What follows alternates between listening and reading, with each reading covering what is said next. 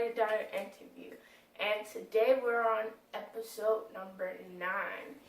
And you know what I'm here for. Might as well just go ahead and do it before I say it because you're probably going to get annoyed. So make sure you subscribe.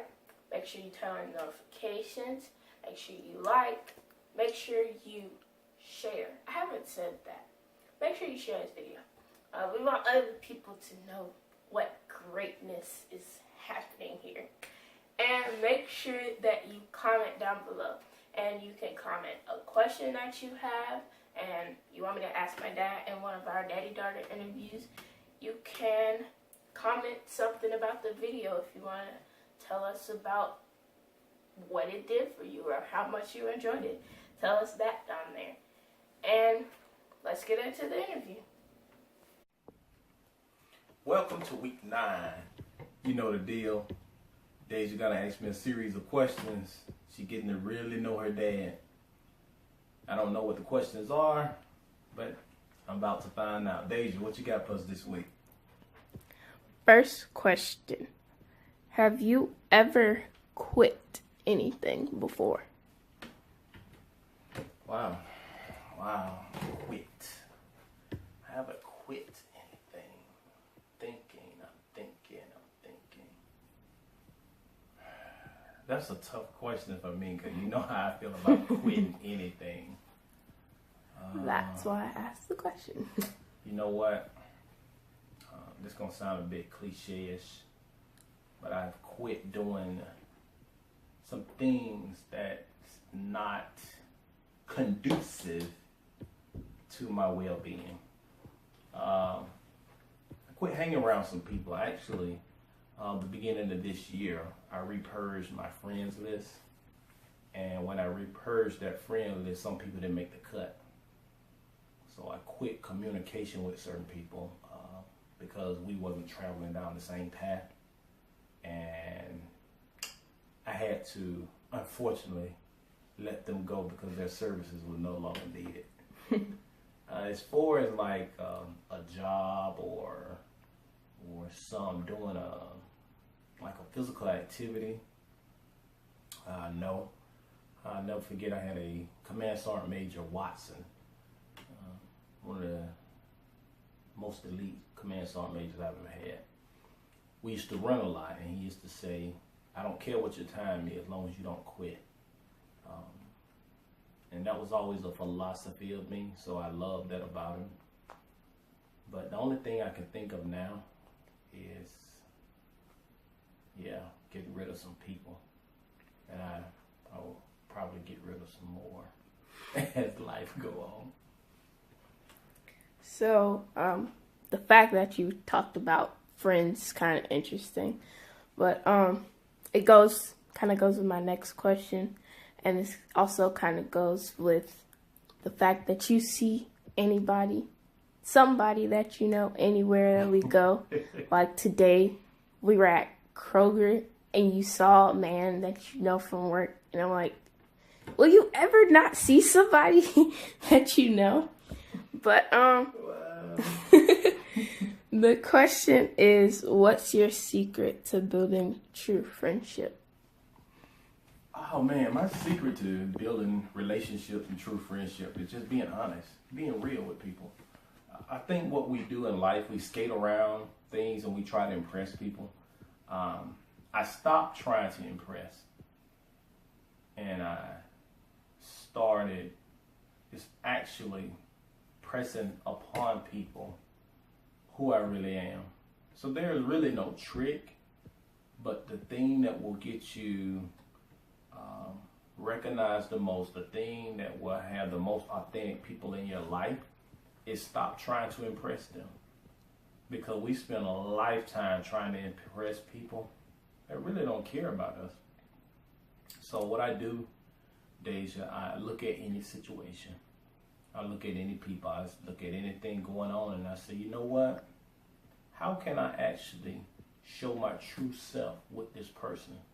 And in life, people are either going to accept you or not.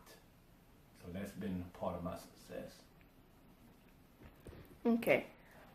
So I know that a lot of times you're up here and you're either doing a project that you're working on, whether it be for school, not for school, for work or something for your own self-gain, but you're most of the time finding a new way of doing something. So my question is, how do you find the new way of doing something? Honestly, Dai'jah, I think outside the box. New ways and new techniques. New techniques are birthed every day. And I'm a dreamer. What I mean by I'm a dreamer, I think about things that have never been done. And I always ask my question, why it haven't been done? Why aren't they making yellow lights that rotate 180 degrees at 0.5 mile per hour that will cause the brain to go a certain distance? It's things like that. I just go there, What? It's like weird. But I dream a lot. I think a lot about what people haven't done, what can be done, what envelopes can be pushed. I come up with new concepts and ways of doing things by challenging myself. I try to use this thing called a brain because I realize that we don't even use 50% of our brain. So I said, if I can use 45%, I'm probably doing half decent. But I do know it, thinking outside the box or doing things different, I'm going to fail. I'm going to fail a lot. And because I fail a lot, I'm going to win a lot. But most of the time, people don't remember the big failures. If you do something big to make a big win, that's what they live by. If you look at Michael Jordan, he missed plenty of shots. But we remember the flu game. We remember the championships. We remember the shot he made in North Carolina. And those type of things, they inspire me to keep pushing forward, to look for new techniques and ways of doing things. So I challenge anybody who watching this video, think outside the box. Don't go with the status quo because there's so much up here that you need the world to know. Okay, so I believe it has been a few videos back. It's not a daddy-daughter video, but it's a video on your YouTube channel. And you talked about consistency. And I believe you said that without commitment, you'll never start. But more importantly, without consistency, you'll never finish. So, how has being consistent with things impacted your life or changed your life? Well, commitment and consistency are two things that you have to be productive and get ahead in life. How they have helped me is because consistency have allowed me to form patterns, to perform behaviors or form behaviors. And with those patterns and behaviors, it form a lifestyle. And when you form that lifestyle, you can form a legacy. Because it's bigger than just the surface. And kind of go back to your last question. I'm a dreamer, right? I think. And that consistency allowed me to form those habits and improve on those habits. It doesn't feel good. It's not always easy. It's not always comfortable. It's not always convenient. There are times where you want to do something, or the family want to do something, or you all downstairs watching TV, and I'm up here thinking like, how can I do this? And you'll come in and say, Daddy, what you doing? And you'll say something that sparked another thing in me, and I'll think it through. But it's consistently trying to push the envelope to do something different or something better. And I try to set that example for my family because, as you know, and I tell to say this all the time, we're a family that our hands never idle, our mind never idle.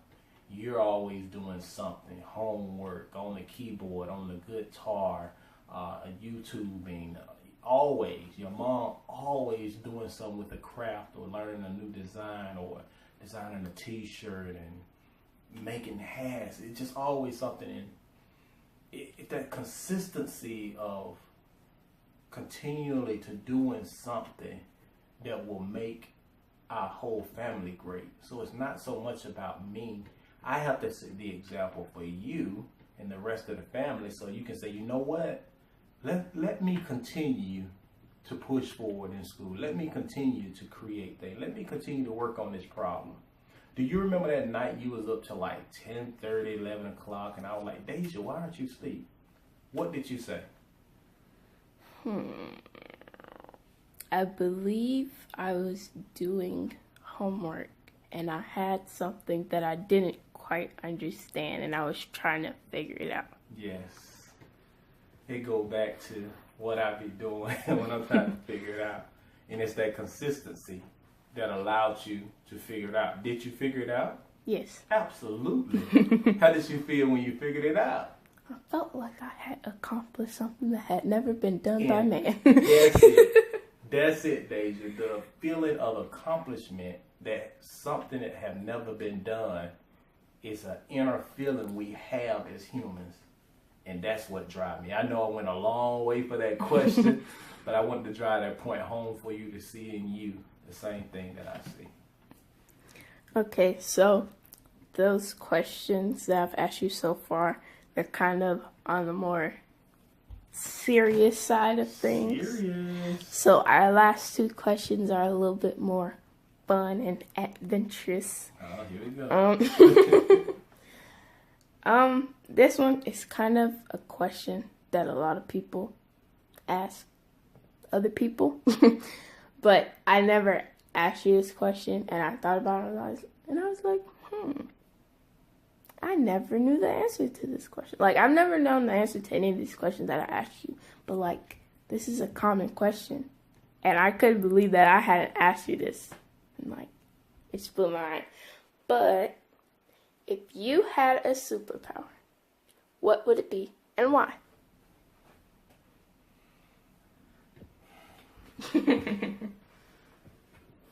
I would have to say my superpower would let my thoughts manifest in real life at that moment. The thing that I think of, I would be think man. You think it, I'm and it'll thinking, be there. and there it is.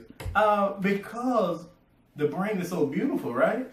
And when you think of something, that's why I have a lot of papers, and I'm always writing, because I think of something, I write the idea down so I don't forget it. But if I had that superpower to think, to create something, Dai'jah, oh my God.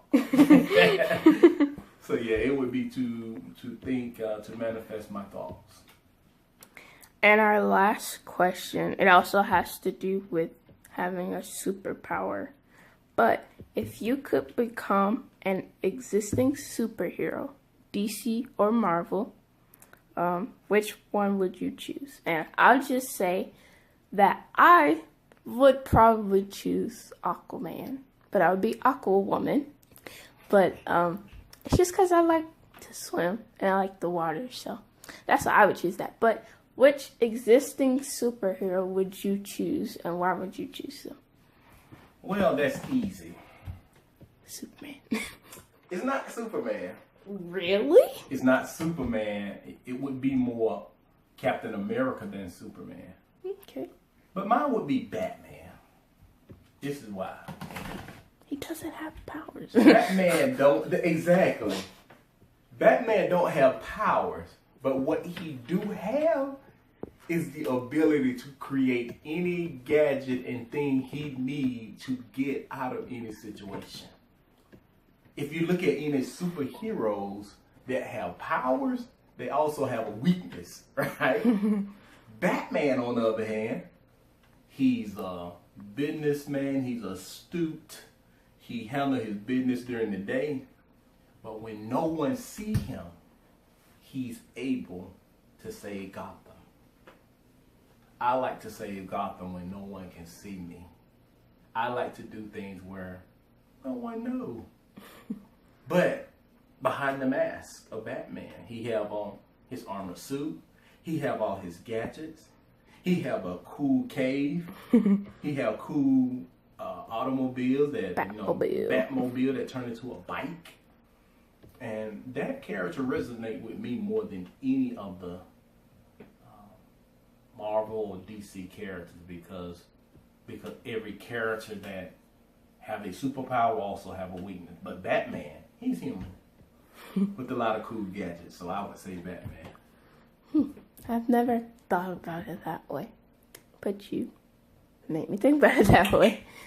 Well, that's all the questions for the interview, and you know what I'm about to say. Do you have anything to add? I have something for you and Ladybug.